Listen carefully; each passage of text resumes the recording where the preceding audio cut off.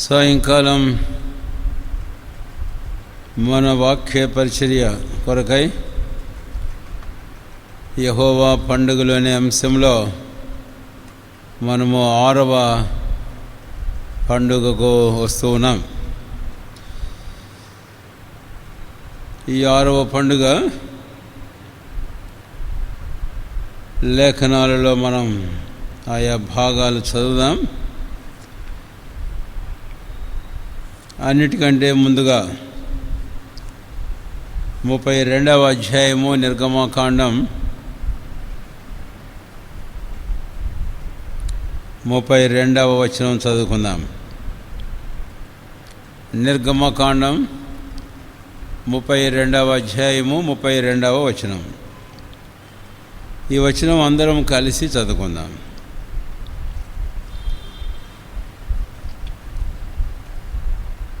అయ్యో, నీవు వారి పాపమును ఒకవేళ పరిహరించితివా, లేనియెడల నీవు రాసిన నీ గ్రంథంలో నుండి నా పేరు తుడిచివేయమని బతిమాలు కొనుచున్నానెను అని. ఇప్పుడు నిర్గమకాండం లేవీకాండం 23వ అధ్యాయం. అక్కడ నుండే మనం ప్రతి పండుగను గూర్చి ధ్యానం చేస్తూ వస్తున్నాం. 26వ వచనం నుండి కొన్ని వచనాలు మనం మార్చి చదువుకుందాం. మరియు యెహోవా మోషేకు ఇలాగు సెలవిచ్చెను, 10వ దినం పాపము నిమిత్తమైన ప్రాయశ్చిత్త దినం. అందులో మీరు పరిశుద్ధ సంఘముగా కూడవలను. మిమ్మల్ని మీరు దుఃఖపరుచుకొని యెహోవాకు హోమం చేయవలను. ఆ దినమున మీరు ఏ పని చేయకూడదు. మీ దేవుడైన యెహోవా సన్నిధిని మీరు మీ నిమిత్తము ప్రాయశ్చిత్తము చేసుకొనుటకై అది ప్రాయశ్చితార్థ దినము. ఆ దినమున తన్ను దుఃఖపరుచుకొని ప్రతివాడు తన ప్రజల్లో నుండి కొట్టివేయబడును. ఆ దినమున ఏ పనినైనను చేయి ప్రతి వాని ప్రజల్లో ఉండకుండా నాశనం చేసేదను. మీరు ఏ పని చేయకూడదు. అది మీ సమస్త నివాసములలో మీ తరతరములకు నిత్యమైన కట్టడ. అది మీకు మహావిశ్రాంతి దినం. మిమ్మల్ని మీరు దుఃఖపరచుకొనవలను. ఆ నెల 9వ నాటి సాయంకాలం మొదలుకొని మరుసటి సాయంకాలం వరకు మీరు విశ్రాంతి దినముగా ఆచరింపవలెను. చాలు. తర్వాత మనం లేవీకాండము 16వ అధ్యాయానికి వెళ్దాం.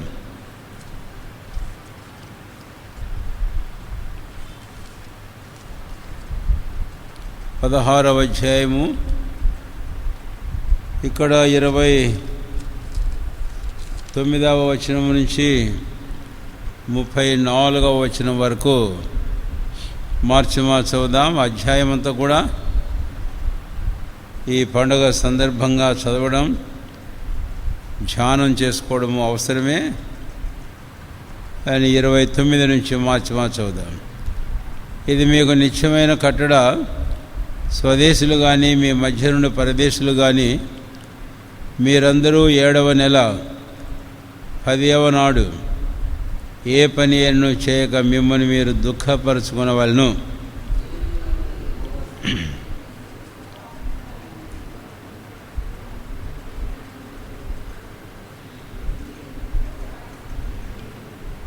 అది మీకు మహావిశ్రాంతి దినము.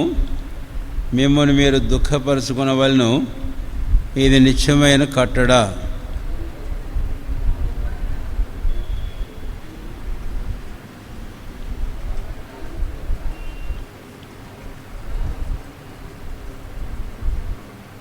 మరియు అతడు అతి పరిశుద్ధముగా ఉన్న మందిరమునకును ప్రత్యక్షపు గుడారమునకును బలిపీఠమునకును ప్రాయశ్చిత్తము చేయవలెను. మరియు అతడు యాజకుల నిమిత్తమును సమాజము నిమిత్తము ప్రాయశ్చిత్తము చేయవలెను.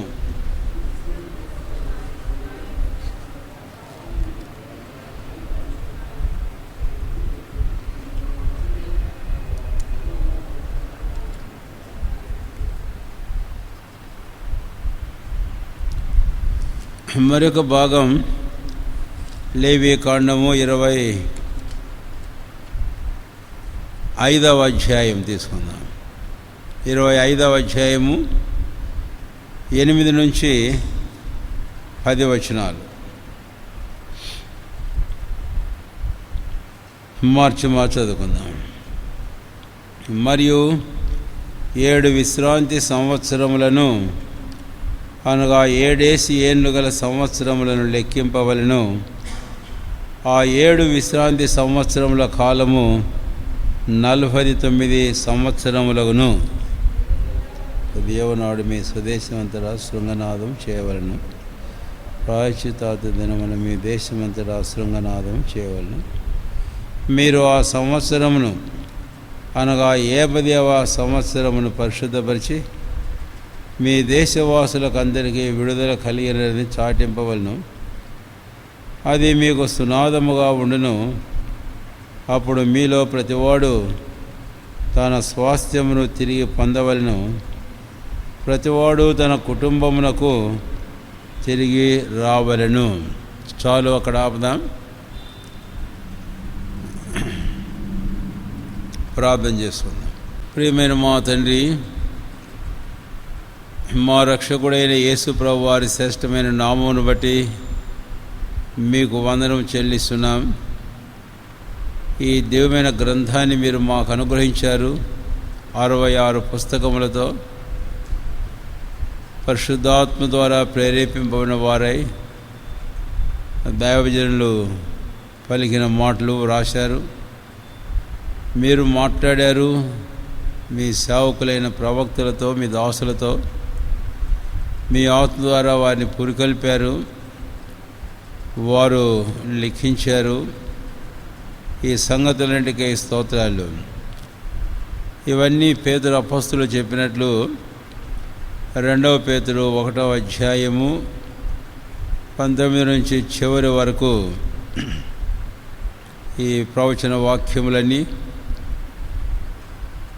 పరిశుద్ధాత్మ ద్వారానే కలిగినాయి, కానీ మనుషేక్షను బట్టి కలగలేదు. అందుకై మీకు ఎంతో వందనములు చెల్లిస్తున్నాం. ప్రభువా, ఇందులో దాచించిన దివ్యమైన సంగతులకై స్తోత్రాలు. కనికరించి ఈ భాగాల్లో ఈ యెహోవా పండుగలనే అంశంలో మా కొరకై ఏమైతే మీరు దాచించారో మాకు దయచేయము. ఈ పండుగలకు వచ్చే ధ్యానం ఇంకా కొనసాగించుకుంటున్నాం. కనికరించి దేవా, మా కన్నులు తెరిచి ఈ లేఖనంలో మేము ఆశ్చర్యమైన సంగతులను మా కొరకు, ఇతరుల అనేకుల కొరకు మేము చూడ అనుగ్రహించం. మా కన్నులు మీరు తెరువు.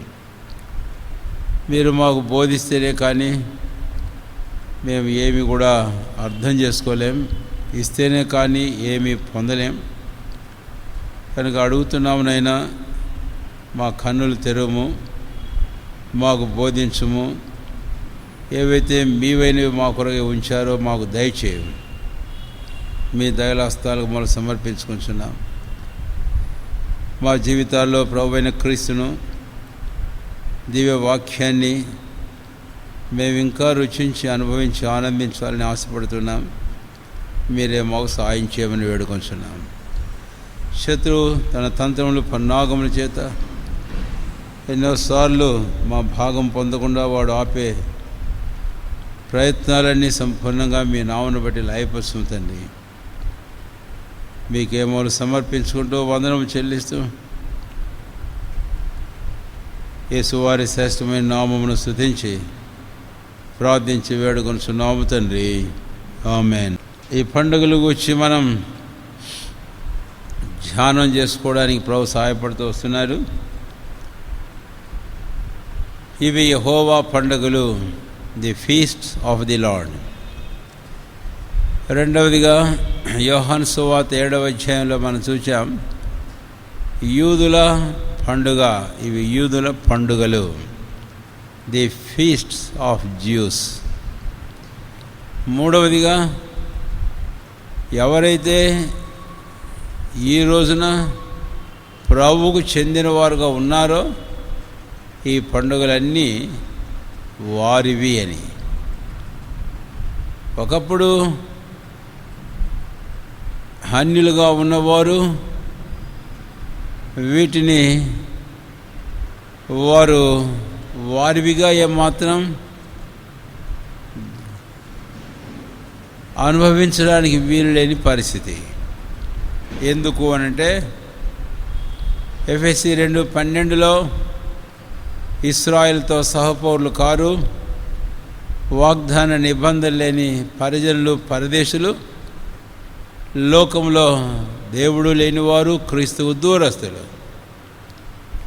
రోమాపత్రిక 9వ అధ్యాయంలో మొదటి 4 వచనాలలో మనం చూస్తే పితరులు, అర్చనాచారాలు, ధర్మశాస్త్రము, వాగ్దానములు వీరివి, క్రీస్తు వీరిలో పుట్టాడు. అయితే ఈ రోజున క్రీస్తునందరి విశ్వాసం ద్వారా రక్షించబడి ఎవరైతే క్రీస్తు వారు అయ్యారో క్రీస్తువన్నీ వారివి. అందుకనే పౌలు 1 కొరింథీ 3వ అధ్యాయం చివరిలో రాస్తూ మీరు క్రీస్తు వారు, క్రీస్తు దేవుని వాడు, అన్నీయు మీవి అని అన్నాడు. కాబట్టే ఈ 3వ మాట కూడా మనం చెప్పుకున్నాం, క్రీస్తువు చెందిన వారందరి పండుగలు ఇవి అని. కనుక ఈరోజు ఈ మాటలు వినే మనం ఎవరమైనను ఈ పండుగలన్నీ కూడా మనవి అని.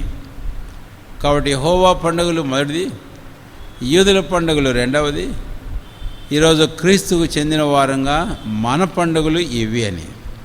సరే, వీటిని గురించి మనం ఆయా సమయాల్లో మళ్ళీ జ్ఞాపం తెచ్చుకుంటూ ఉన్నాం. ఈ సాయంకాలం మరలా ఈ విషయాన్ని గురించి మనం జ్ఞాపకం చేసుకున్నాం. ఇప్పుడు మనం చదివిన ఈ భాగాలన్నిటిలో కూడాను చరిత్ర, ఈ పండుగ యొక్క మూలాలను మనం చూస్తాం. దేవుని వాక్యంలో ఇది పండుగ అని వ్రాయబడకపోయినా మిగిలిన వాటికి వలె పస్కా పండుగని, పొలేని రొట్టెల పండుగని, అయితే ఈ పండుగను వచ్చి ప్రాయశ్చిత్త దినపు పండుగ అని వ్రాయబడకపోయినా ఇది వాస్తవంగా ఇశ్రాయేలీయులు ఆచరించే అది గంభీరమైన, ఎంతో భయభక్తులతో ఆచరించే ఒక పండుగ. ప్రతి సంవత్సరం మనము చూస్తాం ఆ సంగతి. అయితే దీని మూలాలు ఎక్కడ, దీని చరిత్ర ఎక్కడ అని ఈ పండుగల గురించి ధ్యానించి ఆరంభించిన నాటి నుంచి ఈ విషయాన్ని మనం మరలా జ్ఞాపకం చేయబడుతూనే ఉన్నాం. ఈ పండుగలు 7 గురించి మనం ధ్యానం చేసేటప్పుడు ఒకటి దాని చరిత్ర, మూలాలు, గతంలో. అయితే ప్రభువైన యేసుక్రీస్తు వారి శిలువ దగ్గర నుండి దాని ప్రవచనము, బయలుపరుపు, నెరవేర్పు అనేది మనము చూస్తున్నాం. ఈ 2 ప్రాముఖ్యమైన ఘటనలు. యేసుప్రభు వారి శిలువ దగ్గర నుంచి క్రీస్తు పూర్వం ఈ పండుగల యొక్క చరిత్ర మూలాలని చెప్పుకున్నాం. అయితే క్రీస్తు ప్రభు దగ్గర నుంచి, ఆయన క్రీస్తు శకం నుంచి నేటి వరకు ఇక మీదట కూడా వాటిని గురించిన ప్రవచనం, బయలుపరుపు, నెరవేర్పు అనేవి మనం చూస్తూ వస్తూ ఉన్నాం. ఈ పండుగను గురించి కూడా అదే మనం చూడవలసి ఉన్నాం. అందుకనే ముందుగా నిర్గమకాండం 32వ అధ్యాయంలో మనము చదివాము. ఒక వచనం 32 సులభంగా గుర్తుంచుకోవడానికని 32 అని జ్ఞాపకం చేశాను, చదువుకున్నాం. అయితే 30కి మనం వెళితే, మరునాడు మోషే ప్రజలతో, మీరు గొప్ప పాపము చేసిదిరి గనుక యెహోవా యొద్దకు కొండ ఎక్కి వెళ్ళెదను. ఒకవేళ మీ పాపమునకు ప్రాయశ్చిత్తము చేయగలనేమో అనెను. అప్పుడు మోషే యెహోవా యొద్దకు తిరిగి వెళ్ళి, అయ్యో, ఈ ప్రజలు గొప్ప పాపము చేసిరి, బంగారు దేవతను తన కొరకు చేసుకొనిరి అని. ఇప్పుడు 32వ వచనం. అయ్యో, నీవు వారి పాపమును ఒకవేళ పరిహరించితివా, లేని యెడల నీవు రాసిన నీ గ్రంథంలో నుండి నా పేరు తుడిచివేయమని బతిమాలు కొనుచున్నానెను అని. ఇక్కడ మోషే ఈ 3 వచనాలలో చక్కని దివ్యమైన సంగతులను మనము చూస్తాం. ఇక్కడ వాడిన ఒక పదాన్ని బట్టి మనం చూస్తే ఆ పదం 30వ వచనంలో మీ పాపమునకు ప్రాయశ్చిత్తము చేయగలనేమో. కనుక ఈ పండుగ పేరు ఏం పేరు? ప్రాయశ్చితార్థ దినపు పండుగ అని. ఈ పండుగ పేరు ఇక్కడ మనం చూస్తాం 32వ అధ్యాయము 31వ వచనంలో 30వ వచనంలో. కాబట్టి ఇక్కడ మనం ఆరంభించాం, అందరం కలిసి చదివాం ఒక వచనం. ఈ 3 వచనాలు కూడా చాలా ప్రాముఖ్యమని మీరు గుర్తుంచుకొని తలంచండి. ఒకవేళ మీ పాపములకు ప్రాయశ్చిత్తము చేయగలనేమో. ఇక్కడ ఆరంభమైంది పాపమునకు ప్రాయశ్చిత్తము అని. సరే, ఈ సందర్భంలో మోషేను గురించి మనం గమనించినట్లయితే, ఒకటి, కొండ మీద నుంచి దిగి వస్తున్నాడు. అయితే దిగి రాకముందు ప్రజలు యెహోవా దృష్టికి పాపము చేశారు అనేది మనం చూస్తాం.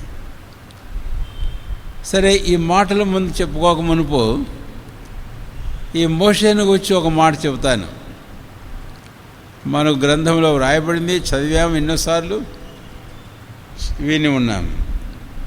మోషే అన్నాడు, నా వంటి ఒక ప్రవక్తను దేవుడు మీలో మీ కొరకై పుట్టిస్తాడు అన్నాడు.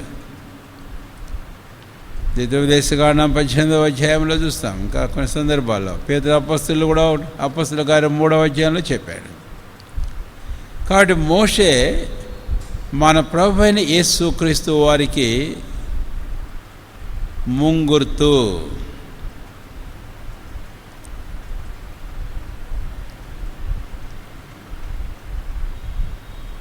మోషే మన ప్రభు అయిన యేసుక్రీస్తు వారికి సాదృశ్యము అని.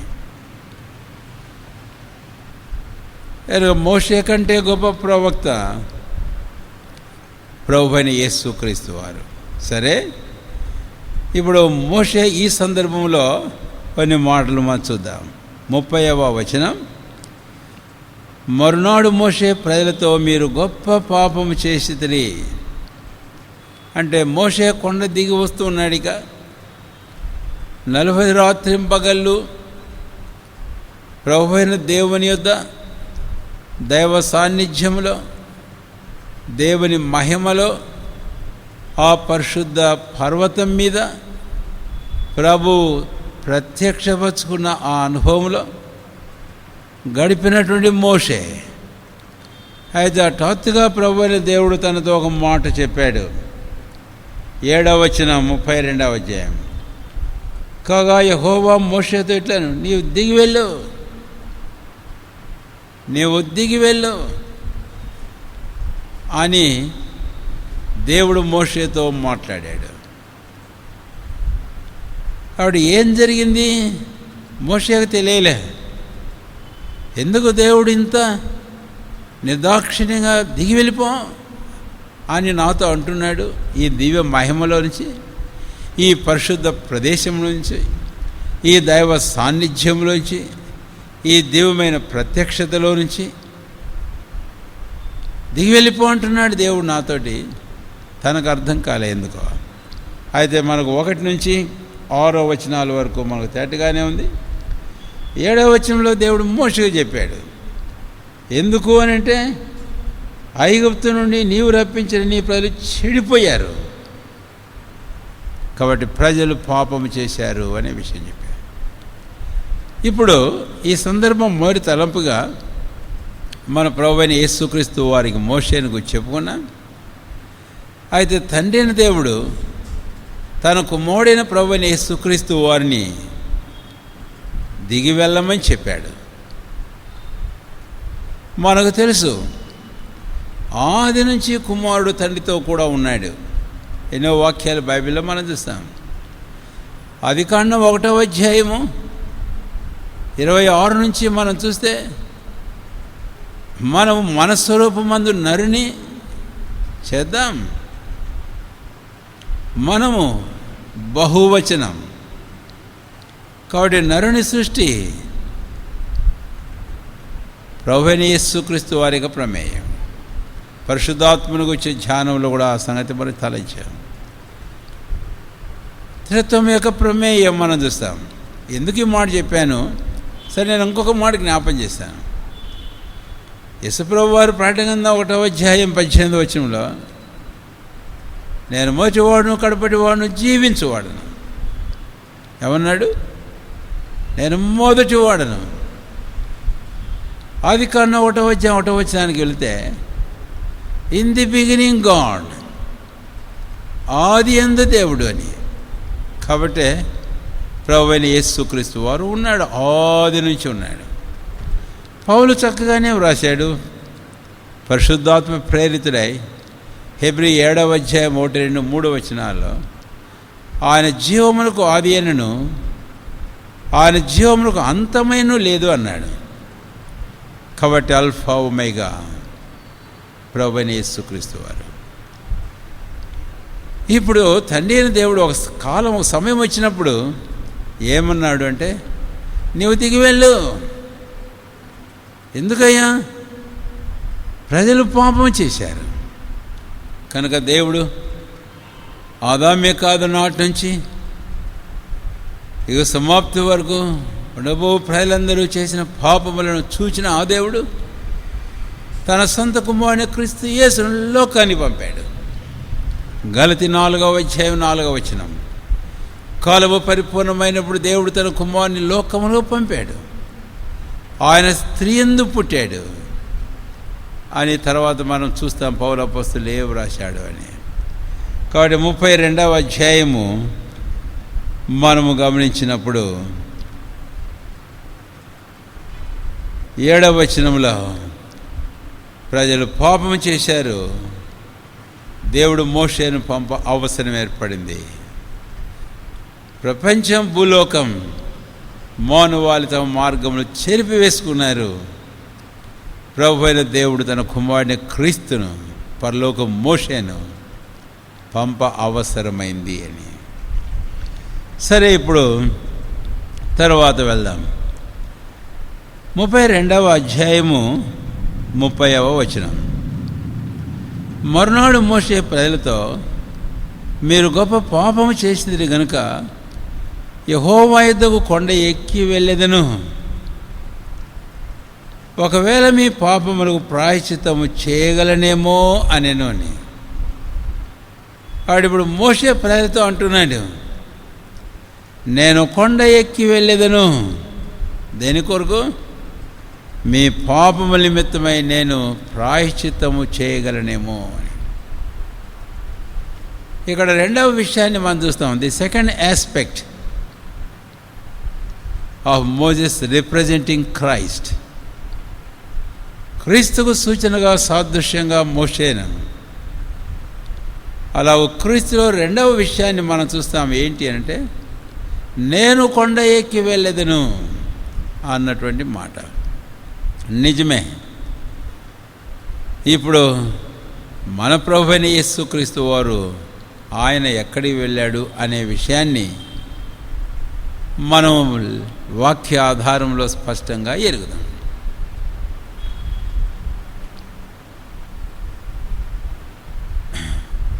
ఏమిటి అది అని అంటే, యోహాను సువార్త 19వ అధ్యాయానికి మనం వెళితే ప్రభువైన యేసుక్రీస్తు వారిని 17వ వచనంలో ఎక్కడికి తీసుకుని వెళ్ళారు?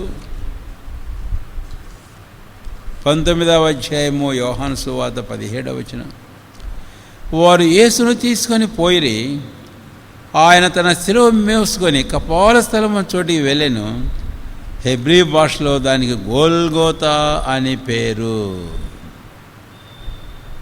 వాడు హెబ్రీ భాషలో దానికి గోల్గోతా అని పేరు. ముందు గత్సెమనే వనములో, తోటలో, రెండవది 19వ అధ్యాయం 12-13 వచనంలో గబ్బతా యోహాను సువార్తలో ఆ సమాజ మందిరపులో న్యాయపు తీర్పు సింహాసనం దగ్గరికి. ఆ తర్వాత మూడవదిగా మన ప్రభువైన యేసుక్రీస్తు వారు ఆయన కొండకు వెళ్ళాడు. కనుక ఇప్పుడు ప్రభువైన యేసుక్రీస్తు వారు ఆగులతో మన పస్కా పండుగ వచ్చి ధ్యానం చేసేటప్పుడు నేను మీకు జ్ఞాపం చేశాను. అటు ఆ కొండ మీద మందిర పర్వతం మీద ఇశ్రాయేలీయులు అర్పించే పస్కా వారి బలి పశువుల రక్తం ప్రవహిస్తుంటే, యువతల ఇటు ఆ గొలుగుతో కొండ మీద మన ప్రభువైన యేసుక్రీస్తు వారు ఆ పరలోకపు మన పస్కా పశువైన ప్రభువైన క్రీస్తు ఆయన వధించబడి ఆయన రక్తం చిందించడం మనం ఒక చెప్పుకున్న ఆ విషయాన్ని పస్కా పండుగ ధ్యానం చేసేటప్పుడు. వాడు మన ప్రభు కొండకు వెళ్ళాడు. అయితే ఇక్కడ ఒక మాట గుర్తుంచుకోవాలి. ప్రభువైన యేసుక్రీస్తు వారు శిలువ వేయబట్టుకై ఆయన రక్తం చిందించటకై ఆయన కొండకు వెళ్ళాడు. అయితే అంతేకాదు, మరొక మాట కూడా ఇక్కడ ముఖ్యంగా గుర్తుంచుకోవాలి. మరునాడు మోషే యెహోవా యొద్దకు కొండ ఎక్కి వెళ్ళేది. ఎవరి దగ్గరికి? యెహోవా యొద్దకు వెళ్తాను అంటే ప్రభువైన యేసుక్రీస్తు వారు ఆ కొండకు వెళ్ళిన తర్వాత గొల్గొతాకు ఇంకెక్కడికి వెళ్ళాడు? యెహోవా యొద్దకు వెళ్ళాడు. హెబ్రీ 9వ అధ్యాయం 24వ వచనం మనం గమనిస్తే ఆయన మన కొరకు పరలోకమందే ప్రవేశించాడట. ప్రభువైన యేసుక్రీస్తు వారు పరలోకమందే ప్రవేశించాడు. తండ్రి సముఖమున ఆయన తన ప్రశస్తమైన రక్తమును చేతబుచ్చుకొని చెప్పాడు 20వ అధ్యాయంలో మరియమ్మతో, నన్ను ముట్టుకోవద్దు, నేను నా తండ్రి ఎదుగెక్కి వెళ్ళవలసి ఉన్నాను తండ్రి యొద్దకు. యోహాను సువార్త 20వ అధ్యాయం ఒక్క మాట చదువుదాం. ఎందుకంటే యెహోవా యొద్దకని మోషే అన్నాడు. ప్రభువైన యేసుక్రీస్తు వారు మరియమ్మతో ఏమన్నాడో మనం చూద్దాం. 20వ అధ్యాయం 17వ వచనం. యేసు ఆమెతో, నేను ఇంకను నా తండ్రి యొద్దకు ఎక్కిపోలేదు కనుక నన్ను ముట్టుకోవద్దు. నా తండ్రియు మీ తండ్రియు నా దేవుడు మీ దేవుడు, నేను వాని యొద్దకు ఎక్కిపోవచ్చున్నాను. కాబట్టి యెహోవా యొద్దకు కొండ ఎక్కి వెళ్ళాను. కాబట్టి ఇక్కడ యేసుప్రభుని మరణం గొల్గొతా కొండ, ఆ తర్వాత ఆయన అక్కడి నుంచి కొండ ఎక్కి వెళ్ళడం అనేది మనం చూస్తాం. అంతేకాదు, ఇక మరొక మాట కూడా చెప్పాలి. ఏంటి అనంటే యోహాను సువార్త 20వ అధ్యాయం 10లో ముట్టుకోవద్దని చెప్పిన యేసయ్య తర్వాత మళ్ళీ వెంటనే కొంతమంది ఆయన పాదలు పట్టుకొని బ్రొక్కారు. ఇక్కడ మనకు తెలుసు, జ్ఞాపం చేస్తున్నాను, ఆయన ఎక్కి వెళ్ళిన మన ప్రభువైన క్రీస్తు మరలా ఏతెంచి 40 దినాలు పునరుత్థానం తర్వాత శిష్యులతో కూడా ఈ భూలోకంలో గడిపాడు. 40 దినములు 40 దినములు గడిపిన తర్వాత లూకాసు వార్త 24వ అధ్యాయంలో యేసయ్య తన శిష్యులను అందరినీ తోడుకొని ఆయన ఎక్కడికి వెళ్ళాడో చూడండి. 50వ వచనం. ఆయన బేతనీ వరకు వారిని తీసుకుని పోయి చేతులెత్తి వారిని ఆశీర్వదించెను. వారిని ఆశీర్వదించుచుండగా ఆయన వారిలో ఉండి ప్రత్యేకింపబడి పరలోకమునకు ఆరోహణుడాయను. ఆయన బేతనీ వరకు వారిని తీసుకొని పోయి అని మనం చూస్తాం. అయితే ఆయన ఎక్కడి నుంచి పరమునకు ఆరోహణమయ్యాడు అనే విషయాన్ని మనము గమనించినప్పుడు అది చాలా ప్రాముఖ్యమైనటువంటి మాటే. మనం అది గుర్తుంచుకోవడము అవసరం. అది మనకు ఎట్లా తెలుస్తుంది అనేది మనము గమనించినట్లయితే అపొస్తలుల కార్యములు 1వ అధ్యాయంలో ఆయన అలాగా కొనిపోబడుతూ ఉండేటప్పుడు వారు తేరు చూచుచున్నారట. 9వ వచనం, ఈ మాటలు చెప్పి వారు చూచున్నగా ఆయన ఆరోహణమాయను. అప్పుడు వారి కన్నులకు కనపడకుండా ఒక మేఘం ఆయన కొనిపోయిన ఆయన వెలుచున్నగా వారు ఆకాశం వైపు తేరి చూచుండిరి.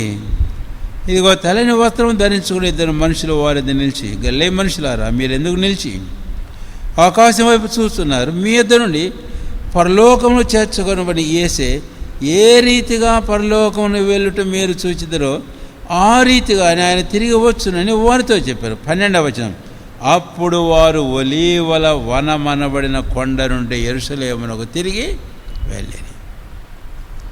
ఎక్కడున్నాడు? బేతనీ వరకు అంటే ఆ బేతనీకు సమీపంగా ఉన్న ఒలీవల కొండ మీద ఉన్నాడు.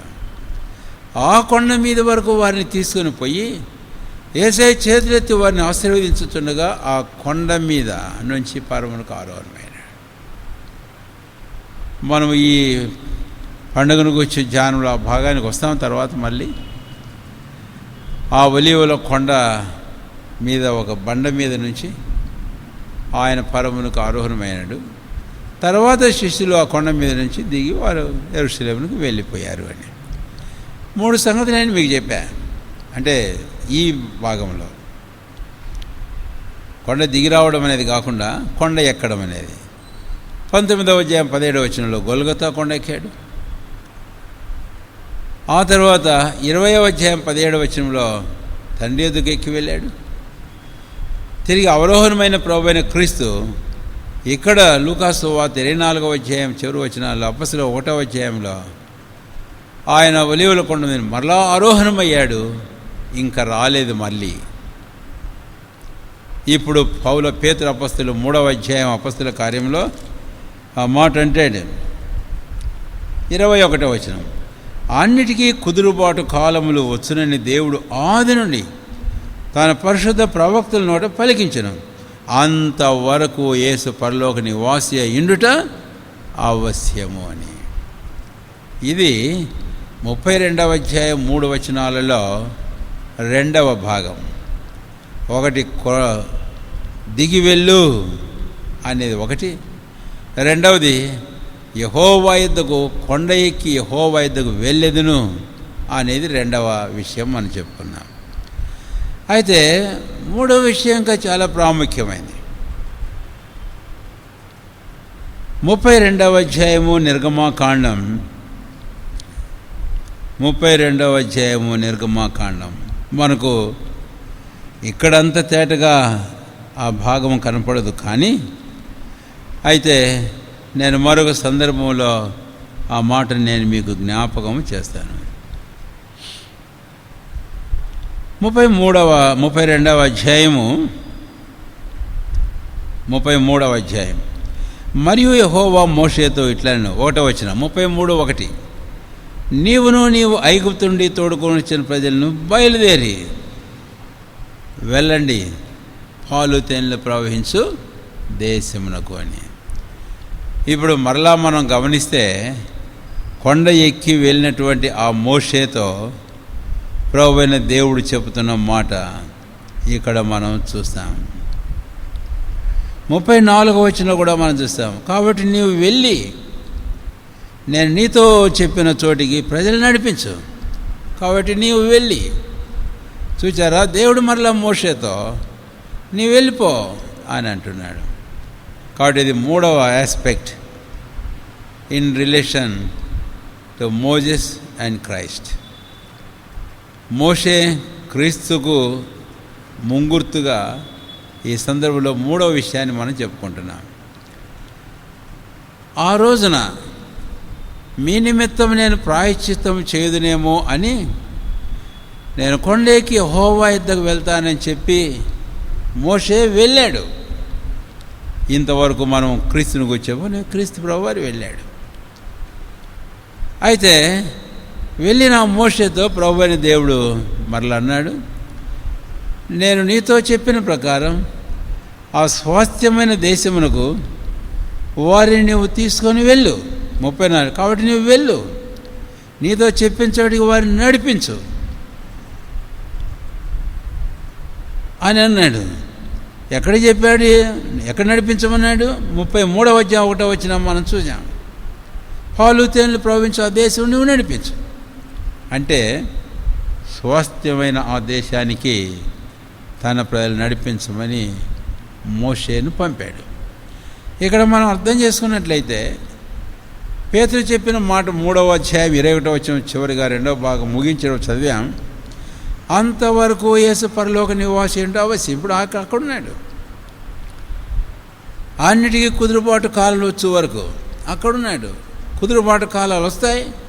అప్పుడు నాడు దేవుడు మోషేతో నీ వెళ్ళు, ఆ ప్రజలు నడిపించు, పాలు తేనెలు ప్రవహించే దేశానికి, స్వాస్థ్యమైన దేశానికి వారిని తీసుకొని పో అని చెప్పినట్లు తండ్రి అయిన దేవుడు తన కుమారుని క్రీస్తుతో చెప్పబోతున్నాడు.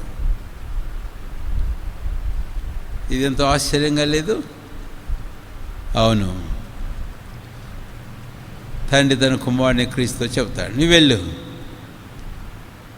అని చెప్తాడు. అప్పుడు ఆయన వస్తాడు.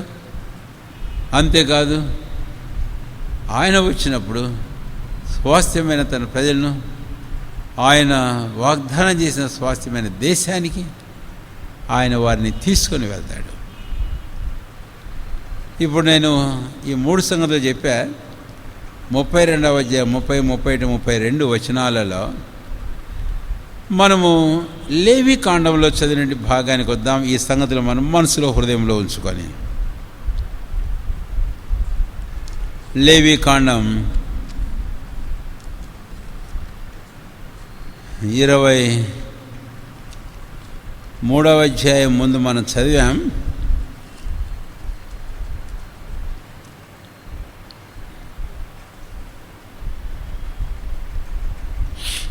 ఇక్కడ 23వ అధ్యాయము లేవి కాండం 26, 27 చదువుతున్నాను. మరియు యెహోవా మోషేకి ఇలాగ సెలవిచ్చెను, ఈ 7వ నెల 10వ దినం పాపము నిమిత్తమైన ప్రాయశ్చిత్తాత దినం. అందులో మీరు పరిశుద్ధ సంఘముగా కూడవలెను. కాబట్టి 7వ నెల 10వ దినం పాపము నిమిత్తమైన ప్రాయశ్చిత్తాత దినం. మనం పండుగల గురించి ఆరంభించినప్పుడు ఈ అధ్యాయం కేంద్రంగానే మనం ధ్యానం చేస్తూ వస్తున్నాం. కాబట్టి ఇక్కడ ప్రాయశ్చిత్తాత దినమును గురించి మాట్లాడాడు. ఆ రోజు మోషే 32వ అధ్యాయంలో ప్రాయశ్చిత్తాన్ని గురించి మాట్లాడాడు. అయితే తర్వాత కాలంలో ప్రభువైన దేవుడు ఇశ్రాయేలీయులకు ఇది ఒక విధిగా నియమించాడు, ప్రాయశ్చిత్తాత దినము అని. సంవత్సరం ఒక్క పర్యాయం వారు ఈ ప్రాయశ్చిత్తాత దిన పండుగను ఆచరిస్తారు అని. మిగిలిన పండుగలు ఎలాగ ఆచరించారో ఈ ప్రాయశ్చిత్తాత దినం కూడా అలాగూ వారు ఆచరించారు. ఇప్పుడు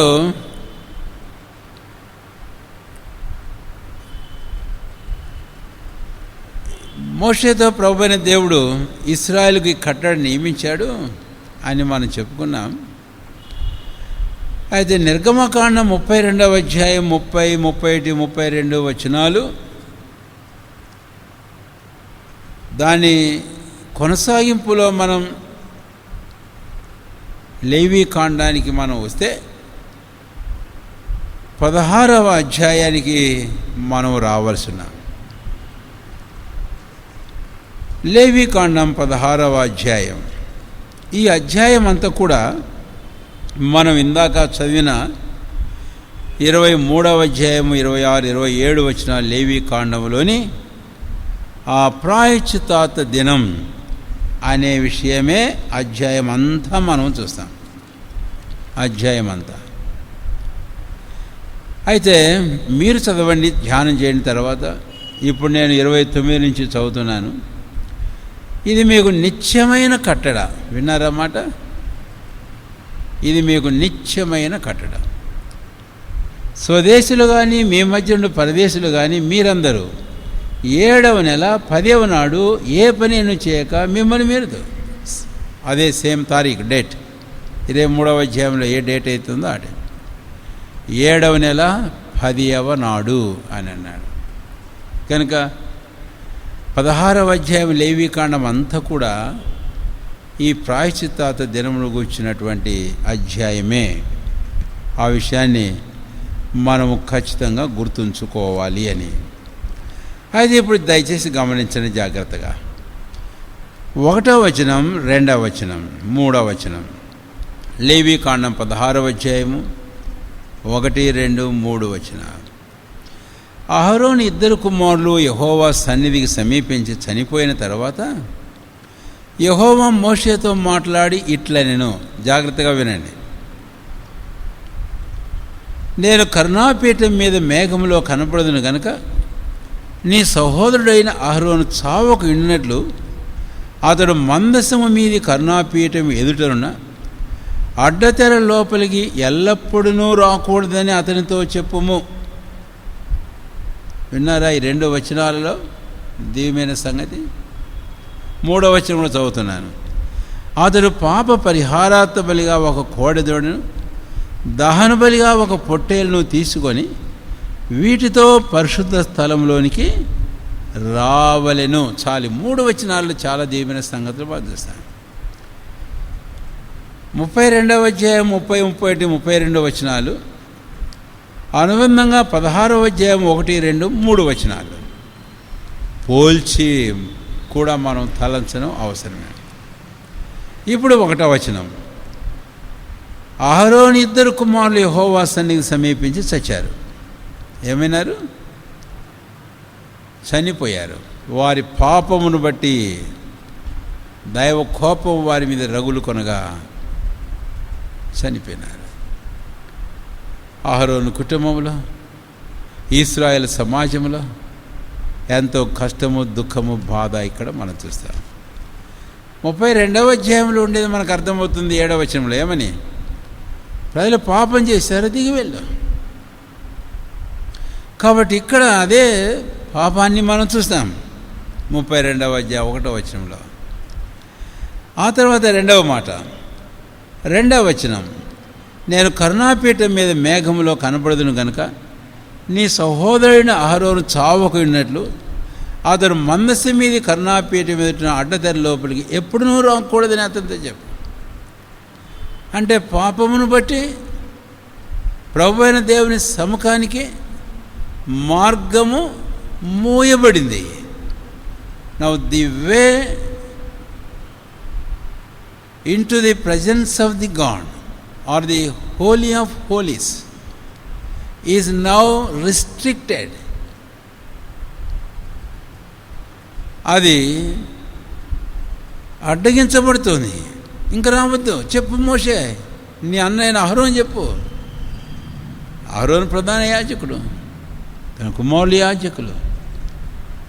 అయితే పాపమును బట్టి ప్రభువైన దేవుని సన్నిధిని తాను ప్రవేశించేందుకు మార్గము ఇక మూయబడినట్లుగా మనం చూస్తాం. సంవత్సరములకు ఒక్కసారి తప్ప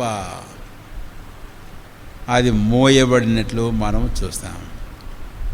ఈ అధ్యాయంలో ఇది 2వ తలం, ఈ భాగంలో. అయితే ఇప్పుడు 3వ భాగం, 3వ మాటకు వద్దాం.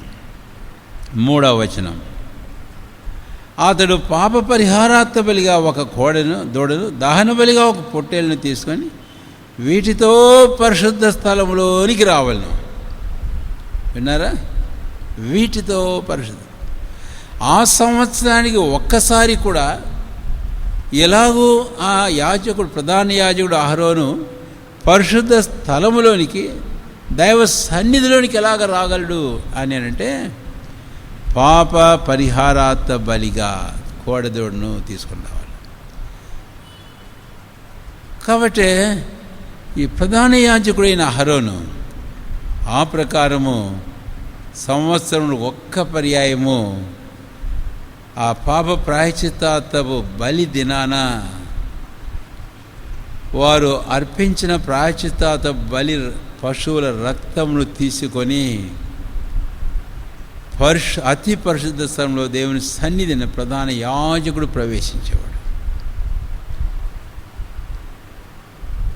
ఇప్పుడు మనకు నిర్గమకాండం 32వ అధ్యాయానికి వెళితే మోషే దేవుని సన్నిధికి వెళ్ళినట్లు మనం చూస్తాం. అలాగ వెళ్ళాడు. మనం ఇందాక యేసయ్యను గురించి చెప్పుకున్నాం. ఆ మోషేతో పోల్చి ఆయన దేవుని సన్నిధికి వెళ్ళాడు.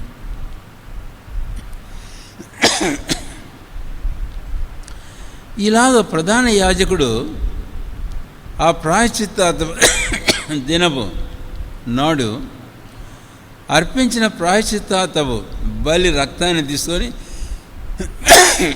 అతి పరిశుద్ధంలో ప్రవేశించినప్పుడు ప్రజలందరూ, ఇశ్రాయేల్ అందరూ చూస్తూ ఉన్నారు. వారి పాపలను బట్టి వారు పశ్చాత్తాపడుతూ, దుఃఖపడుతూ, బాధపడుతూ ఆ ప్రధాన యాజకుడు లోపలికి వెళ్ళాడు. ఆయన మరల రావాలి కాబట్టి ఎదురు చూస్తూ ఉన్నారు. అహరోను ప్రధాన యాజకుడు మరలా బయటికి వచ్చి మరలా ప్రజలకు కనపడి అప్పుడు చెప్పాలి, మీ పాపముల నిమిత్తమై అర్పించబడిన ప్రాయశ్చిత్త బలి పశు రక్తాన్ని నేను తీసుకుని అర్పించా, మీ పాపములకు ప్రాయశ్చిత్తమైంది. నౌ యువర్ సిన్స్ ఆర్ ప్రాపిషియేటెడ్ అని వారికి చెప్పాలి. అప్పుడు ఆ దిన పండుగను అలాగా వారు ముగించుకునేవారు. అది 16వ అధ్యాయము 1, 2, 3 వచనాల్లో మనం చూస్తాం. నిర్గమకాండం 32వ అధ్యాయం 3 వచనాలు 30, 31, 32 చూసాం. లేవీకాండం 16వ అధ్యాయం 1, 2, 3 వచనాల్లో మనం చూసాం. ఈ 16వ అధ్యాయము మనం చదివిన భాగం 29 నుంచి 34 వరకు ఇది నిత్యమైన కట్టడ. ఏంటి ఆ కట్టడ అంటే ప్రాయశ్చిత్తార్థపు దినము అని.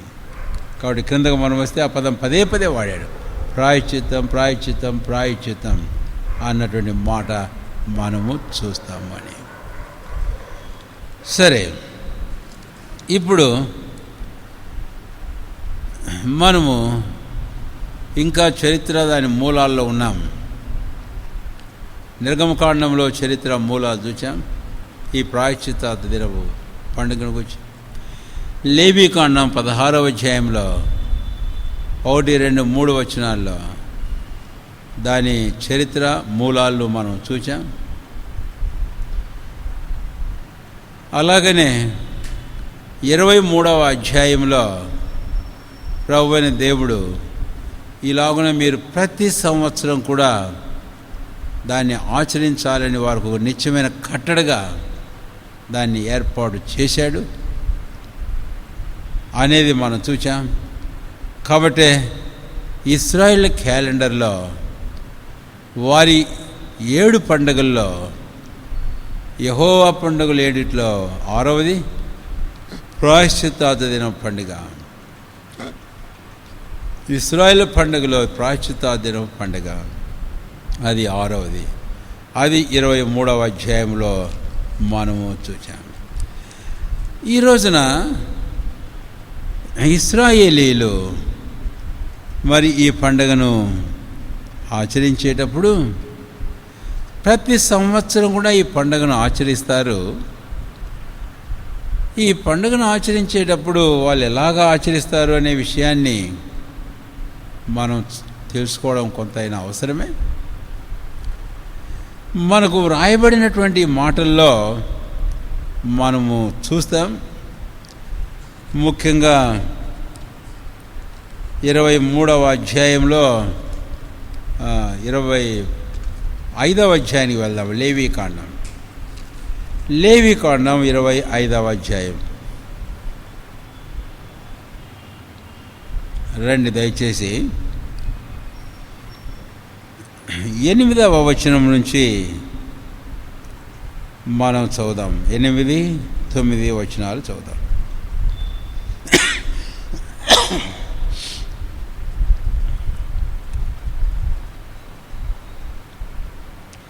మరియు 7 విశ్రాంతి సంవత్సరములను అనగా 7 ఏళ్ళు గల సంవత్సరం లెక్కింపవలను.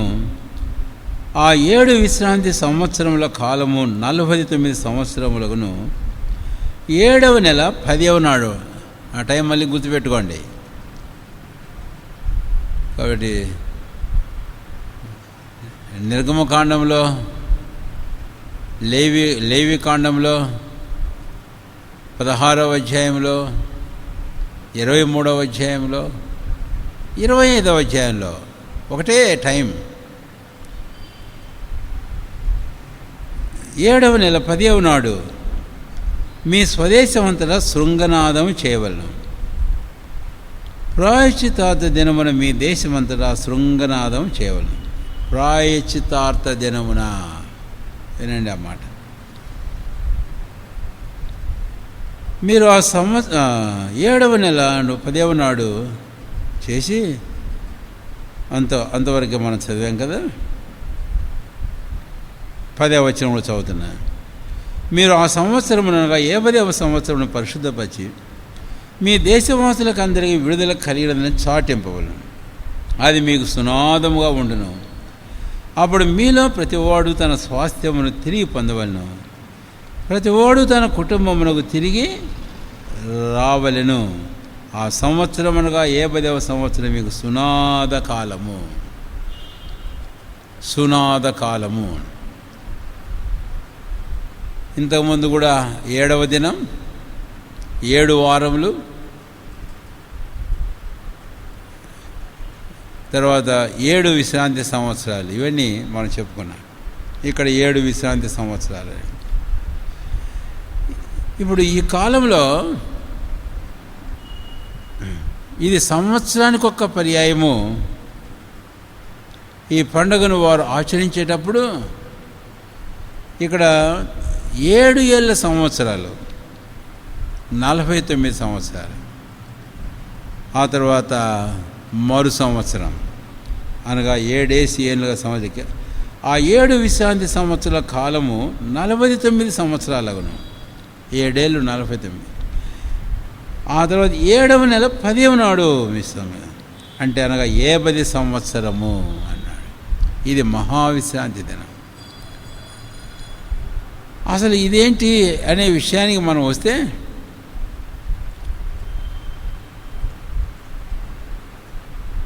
మనము ముగింపుకు చివరికి వెళ్ళాలి.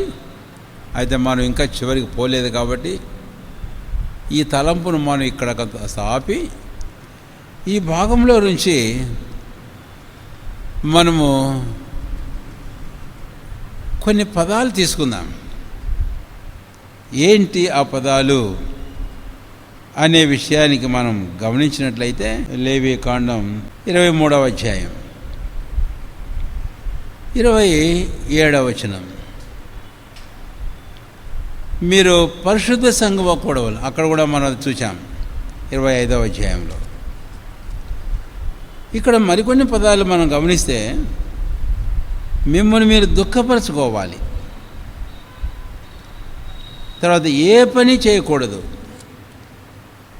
ఇలాంటి మాటలు మనం చూస్తాం ఈ పండుగలో.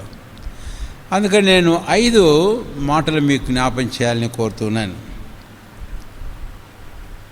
ఈ పండుగను ఉద్దేశించి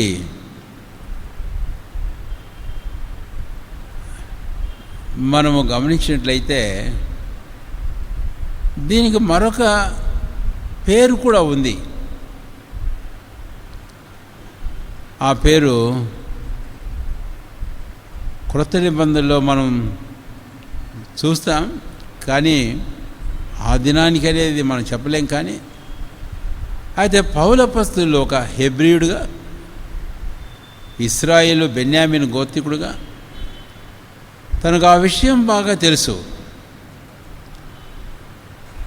కాబట్టి పాత నిబంధనలో కానీ క్రొత్త నిబంధనలో కానీ ఈ ధనానికి ఉండేటి పేర్లలో ఒక పేరు ముందు జ్ఞాపం చేస్తుంది. ఏ డే ఆఫ్ ఫాస్టింగ్.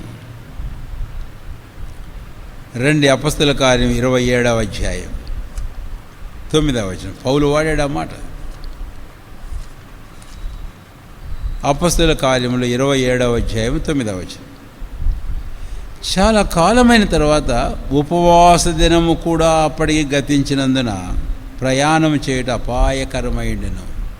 27:9 ఉపవాస దినము కూడా అప్పుడు గతించినందున.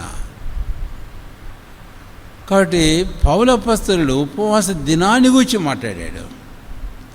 ఇది ఏ దినమో కాదు.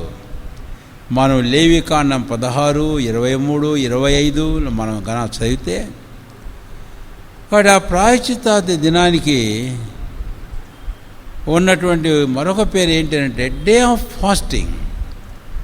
Of course it was the day of feasting, అంటే ఫీస్ట్, ప్రాయశ్చిత్తార్థ దినపు పండుగ. అయితే ఈ ప్రాయశ్చిత్తార్థ దినపు పండుగ ఉపవాసం, ఫాస్టింగ్, డే ఆఫ్ ఫాస్టింగ్ అనేది. సరే, ఉపవాసాన్ని గురించి బైబిల్లో మనము ఎన్నోసార్లు చదువుతాం, పాత నిబంధనలో, క్రొత్త నిబంధనలో. కాబట్టి ఈ పండుగ దినానికి సంవత్సరంలో ఒక్క పర్యాయం ప్రభువైన దేవుడు నియమించిన నిత్యమైన కట్టడ ప్రకారం తిస్రీ అనే ఇశ్రాయేల్ క్యాలెండర్లోని 7వ మాసంలో 10వ దినమున ఈ పండుగను వారు ఆచరించేటప్పుడు ఆ దినానికి డే ఆఫ్ ఫాస్టింగ్ అని, ఉపవాస పండుగ, ఉపవాస దినం అని మనం. అందుకనే 27వ అధ్యాయం 9వ వచనం నేను మీకు జ్ఞాపం చేశాను.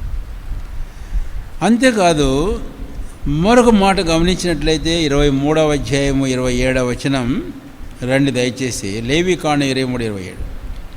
ఈ 7వ నెల 10వ దినం పాపము నిమిత్తమైన ప్రాయశ్చిత్త దినం. అందులో మీరు పరిశుద్ధ సంఘముగా కూడవలెను, మిమ్మల్ని మీరు దుఃఖపరచుకొని యెహోవాకు హోమము చేయవలెను. ఇక్కడ రెండవదిగా ఇంకొక మాట వాడుతున్నాను. ఇది ఇశ్రాయేలీలు తమను తాము దుఃఖపరచుకునే దినం. A day in which they afflict in their souls. వారు ఇంగ్లీష్లో బాగా అఫ్లిక్టింగ్ అంటే దుఃఖపడే దినం. మనం అపొస్తలుల 2వ అధ్యాయానికి వెళితే పేతురు వాక్యం చెప్పినప్పుడు వారి హృదయంలో గుర్చబడిన వారైనా. 16వ అధ్యాయంలో అపొస్తలులు చూసినప్పుడు ఆ శ్రీస్థల నాయకుడు అయినా రక్షణ పొందండి, నేను చేయమంటారు అంటే ప్రజలతో పాపను గురించి.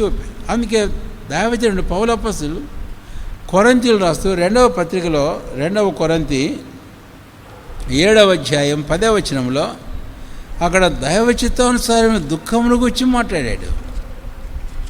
2వ కొరింథీ 7వ అధ్యాయం 10వ వచనం, దైవ చిత్తానుసారమైన దుఃఖం రక్షణార్థమైన మారు మనసు మీకు కలజేయడు.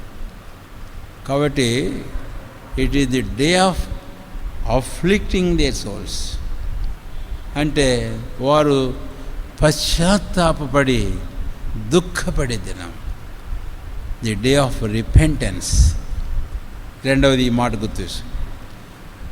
మనం బైబిల్లో గమనిస్తే పాత నిబంధనలు ఎన్నో సందర్భాల్లో ప్రజలు తమ పాపాల విషయమై ఒప్పుకోవాల్సి వచ్చేటప్పుడు, దుఃఖపడేటప్పుడు వారు ఉపవాసం ఉండేవారు.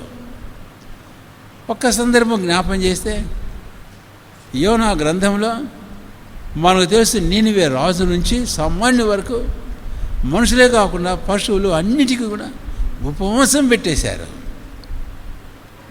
అయిన తర్వాత వారు బూడిదలో కూర్చున్నారు, నేల కూర్చున్నారు, పశ్చాత్తాపడుతున్నారు, ఏడ్చారు, దుఃఖపడి.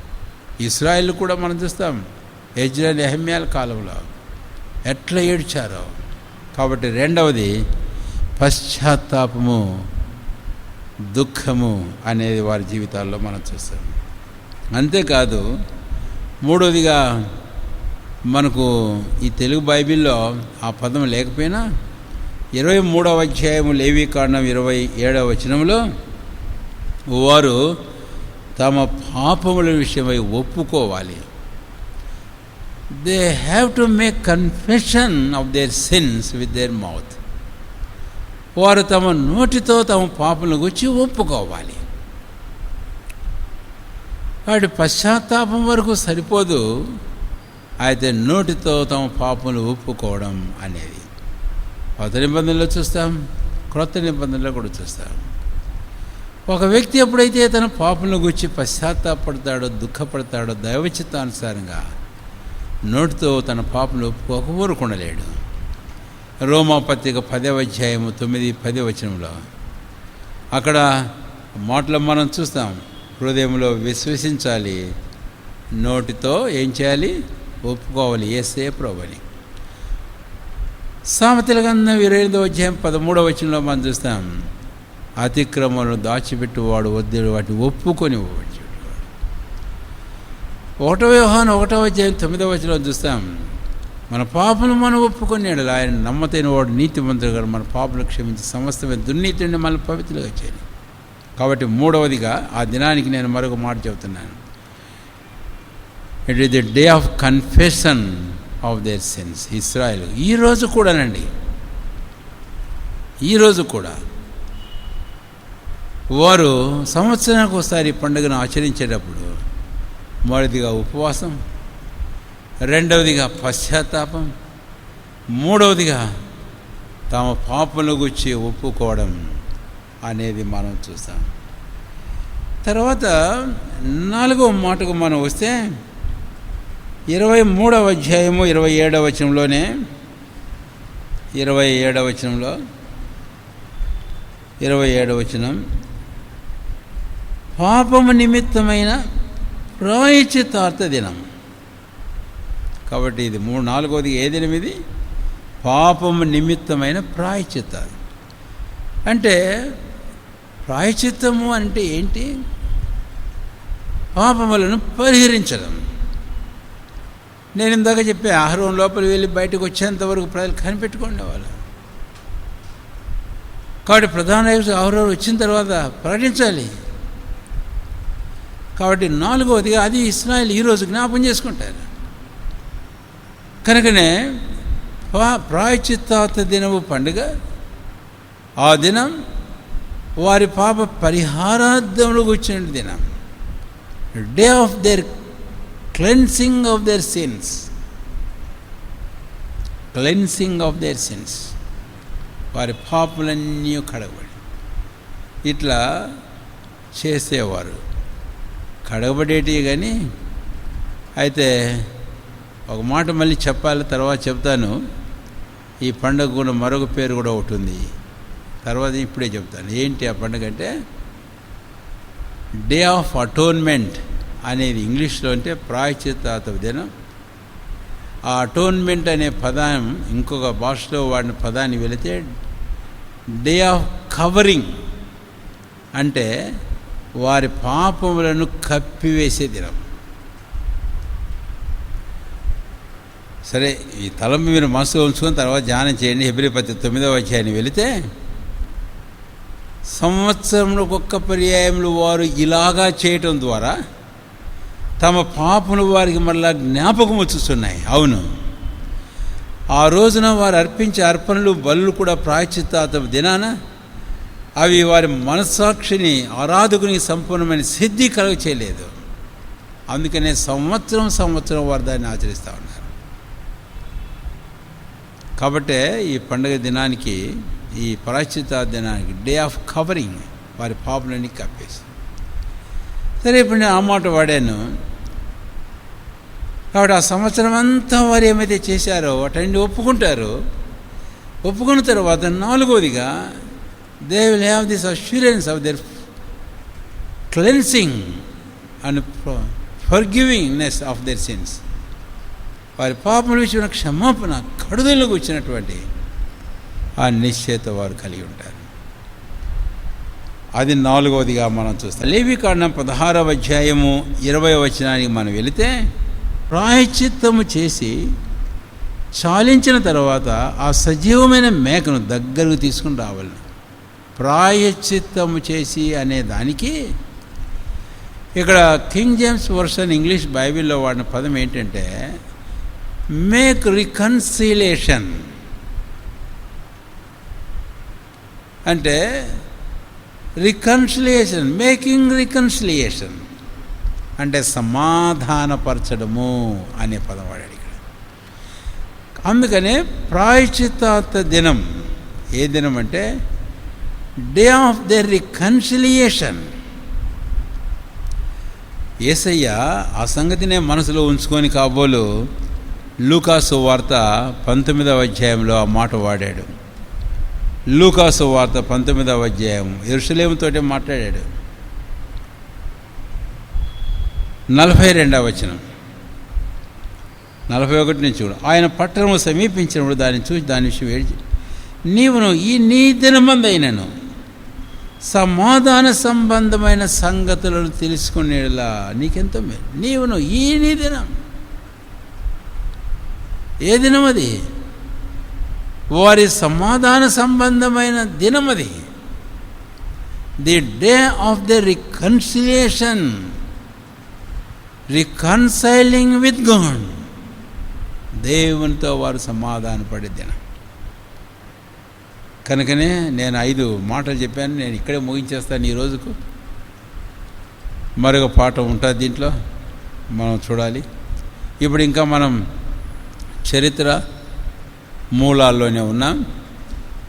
కనుక ఇశ్రాయేల్ క్యాలెండర్ ప్రకారం 7వ నెల తిస్రీ మాసం 10వ దినమున వారి పండుగను ఆచరించేటప్పుడు మొదటిదిగా ఈ పండుగను గురించి మనం చెప్పుకున్నాం. ఇది ఉపవాస దినం. 27వ అధ్యాయం 9వ వచనం, పౌలు అపోస్తలుడు ఇశ్రాయేలుగా ఎరిగినవాడు కనుక ఆ నెల ఆ దినం గురించి తన మాట వాడాడు అని చెప్పడానికి సందేహం లేదు. రెండవదిగా మనం లేవి కాండంలో మనం ఆ 3 అధ్యాయాల్లో వ్రాయబడిన సంగతులు మనం చూస్తే అది వారు తమను తాము దుఃఖపరుచుకునే దినం, పశ్చాత్తాపడే దినం. మూడవదిగా వారు ఈరోజు కూడా తమ పాపను గురించి ఒప్పుకుంటారు. సంవత్సరం అంతా ఒకసారి మళ్ళా మనన చేసుకొని తలంచుకొని వారు చేసిన ప్రతి అపవిత్రత, మాలిన ప్రతి పాపమును వారు నోటితో ఒప్పుకుంటారు. ఇశ్రాయేల్ ఈరోజు కూడా ప్రాయశ్చిత్త పండుగ దినాన. తర్వాత 4వదిగా ఒప్పుకున్న తర్వాత వారి పాపలు క్షమాపణ కూర్చిన ఆ నిశ్చయిత వారు కలవారై వారు ఆ దినాన్ని ముగించుకుంటారు. తర్వాత 5వదిగా ఆ దినం మనకు లేవి కాండం 16లో చదివినట్లు అది వారు దేవునితో సమాధాన పడిన దినం అని వారు తలస్తారు. కాబట్టి they celebrate this day as the day of the reconciliation with God the creator. ఇక్కడ ఒక మాట చెప్పి ముగించి, అందుకని ఈరోజు వారి సమాజ మందిరాలు ఇప్పుడు లేదు. దేవుని ఆలయం క్రీస్తు ప్రభు అంటే క్రీస్తు శకం మనం గమనించినట్లయితే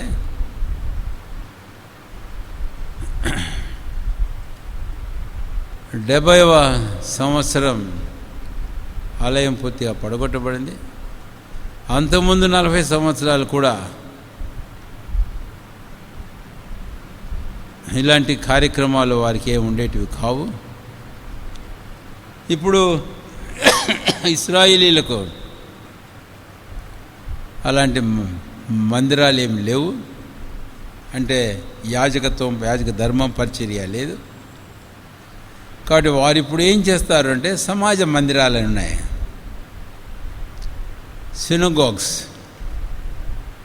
అందుకే మనకు బైబిల్లో క్రొత్త నిబంధనలో కూడా మనం చూస్తాం సమాజ మందిరం, యేసే సమాజ మందిరానికి వెళ్ళాడని. ఆ సినగోగులో వారు ఈ ప్రాయశ్చిత్త దిన పండుగను ఆచరించేటప్పుడు ఆ సినగోగ్ అంతటినీ అలంకరిస్తారు. ఎట్లా అలంకరిస్తారు మనం కూడా ఎరుగుదాం. ఆయా రకాల కార్యకలాపాలు పండుగలు మనం చేసినప్పుడు రకరకాలుగా అలంకరిస్తారు. ఒక పండుగలో అలంకారం ఇంకొక పండుగలో ఉండదు, దాంట్లో ఇంక వేరే అలంకారం ఉంటుంది. అది ఈ ఇశ్రాయేలీలు ఈ దినాన సంవత్సరం ఒకసారి ప్రాయశ్చిత్త దిన పండుగను ఆచరించేటప్పుడు వారి సమాజ మందిరాలు ఎట్లా అలంకరిస్తారు అని అంటే తెల్లటి వస్త్రములతో వారు వాటిని అలంకరిస్తారు. తెల్లటి వస్త్రంతో వాటిని వాళ్ళ ఏంటి దాని అర్థం? మనము ఈ పస్కా పండుగను గురించి ధ్యానం చేసేటప్పుడు చెప్పాను. అప్పుడో లేకపోతే అంతకుముందు గుడ్ ఫ్రైడే అప్పుడు దారిలో కొమ్మలు, ఖర్జూర మట్టలు, దుస్తులు పరవడం ఇదంతా. ఆ తర్వాత ప్రక్కలు కూడా ఆ వస్త్రములు అన్నీ కట్టి అలంకరించడం. అది పొరపడద్దు. అదేదో నేల మీద కొమ్మలు ఇచ్చి పడేశారు ఆయన రాజు. ఇప్పుడు కాదులేండి, మనం ఏప్రిల్లో ధ్యానం చేసాం. గుడ్ ఫ్రైడే సందర్భంగా యేసుప్రభు వారి యొక్క ప్రవేశాలు గూర్చి యెరూషలేములో మనం ధ్యానం చేసినట్టు చెప్పాను. That was the decoration they made while Jesus was entering in to the Jerusalem. సరే, కాబట్టి ఇక్కడ వాళ్ళు ఎట్లా అలంకరిస్తారంటే ఆ సమాజ మందిరం అంతా తెల్లటి వస్త్రంతో జిగేలు మెరిసేటట్టుగా. ఏంటి వారి తలంపు? అలాగా అలంకరించడం ద్వారా. కాబట్టి బైబిల్లో మనం చూస్తాం, ప్రధాన యాజకులకు ఏ వస్త్రము? సన్నపు నార వస్త్రం, తెల్లటి వస్త్రం. దేని కొరకు? అదంటే అది ఎవరికి అలంకారముగా ఉన్నట్లు. తర్వాత మనం క్రొత్త నిబంధనకు వస్తే ఎన్నో వచనాలు ఉన్నాయి, సందర్భాలు. ప్రకటన గ్రంథాన్ని మనం వచ్చినట్లయితే కనుక 7వ అధ్యాయం 14వ వచనంలో ఎవరు వీరు? తెల్లని వస్త్రములు ధరించి మరి వచ్చిన వీరు ఎవరు? వారు చెప్పబడింది మహాశ్రమలు అనుభవించి వారు గొర్రెపిల్ల రక్తం వస్త్రాలు ఉదుకుని వాటిని తెలుపు చేసుకుంది. కాబట్టి అది పరిశుద్ధతకు గుర్తు, సూచన. కాబట్టి సమాజ మందిరాల్లో ఈ దినాన్ని వీరు ఆచరించే పండుగ, వారు చేసే అలంకారాన్ని బట్టి చివరిగా మా పాపలు పరిహరించబడ్డాయి. సంవత్సరం అంతా మేము చేసిన పాపలు ప్రాయశ్చిత్తం జరిగిపోయింది. మేము దేవునితో సమాధానపరచబడ్డాం, మేము నీతిగా తీర్చబడ్డాం. అది వారి యొక్క గ్రహింపు. కాబట్టి అలాగూ ఆ అర్థం భావం ఇచ్చేటటువంటి రీతిలో వారు ఆ పండుగను ఆచరిస్తారు. సరే, ఇక్కడ మనం ఆపుదాం. ప్రవచితమైతే మళ్ళీ వచ్చే వారం ఈ పండుగకు మనం వస్తాం. అయితే ఇవన్నీ మనసులో ఉంచుకోండి. వీటిని గురించి మరలా వచ్చే వారానికి ముందు కనీసం 1-2 సార్లైనా వీటిని మనన చేయండి, తలంచండి, ధ్యానించండి. ఆ తర్వాత వచ్చే వారానికి మనం సిద్ధపడదాం. ప్రార్థన చేసుకుందాం.